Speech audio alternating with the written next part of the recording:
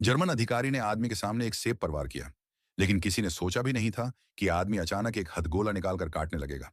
गुस्से में आकर उसने आदमी को जोर से मुक्का मार दिया। आदमी दर्द से पेट पकड़कर झुक गया और अगले ही पल उसके मुंह से एक साम्राज्य का पदक निकल आया। अधिकारी चौंक गया, फौरन अपनी पिस्तौल रख दी और उसे पूछा कि यह पदक उसे कहां से मिला। इसी बीच अचानक घंटी बज उठी। फूगवान ने जेब टटोली तो पाया कि उसकी पॉकेट वॉच गायब है। सभी हैरान ही थे कि आदमी ने अचानक अपनी पीठ के पीछे से वही घड़ी निकाल ली। फूगवान घड़ी लेने आगे बढ़ा, लेकिन आदमी फुर्ती से बच गया और तुरंत एक कुएं में कूद गया। तभी कुएं से एक हाथ बाहर निकला। सबने मिलकर आदमी को गर्दन पकड़कर बाहर खींच लिया। वो उसे मारने ही वाला था कि घड़ी रहस्यमय ढंग से फिर से उसकी जेब में पहुंच गई। ये देखकर फूगवान बहुत खुश हो गया। फिर हुआ जी ढंग से जमीन पर गिर पड़ा।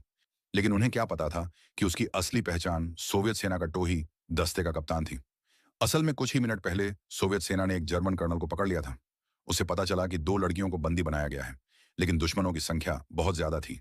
सीधे हमला करना मुश्किल था। इसलिए कप्तान ने दुश्मनों की सतर्कता ढीली करने के लिए एक सड़क कलाकार का वेश धर लिया और उनके पास जा पहुंचा।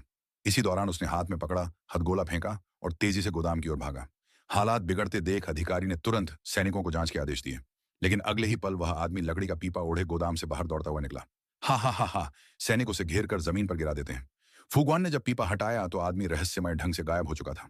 सब घबराकर चारों ओर देखने लगे। तभी छत से आवाज आई। सैनिकों ने ऊपर देखा तो पाया कि आदमी बिल्ली की तरह अपनी जीभ से फर चाटने की नकल कर रहा है। फिर उसने अपना असली प्रदर्शन शुरू किया। वह छत से कूद पड़ा और जोर से जमीन पर गिरा, जैसे मर ही गया हो। ये देखकर वहां मौजूद सभी लोग सन्न रह गए। सैनिक जांच के लिए आगे बढ़े। अधिकारी भी पीछे नहीं रहा। उसने आदमी को 2 लातें मारी और मुड़कर देखा तो लकड़ी के खंभों से बंधी लड़कियां गायब थीं। असल में उसी दौरान उन्हें बचा लिया गया था। जब जर्मनों को समझ आया तब तक बहुत देर हो चुकी थी। कुछ ही देर में सारे जर्मन सैनिक मारे जा चुके थे। सिर्फ एक नया सिपाही हक्का बक्का खड़ा रह गया।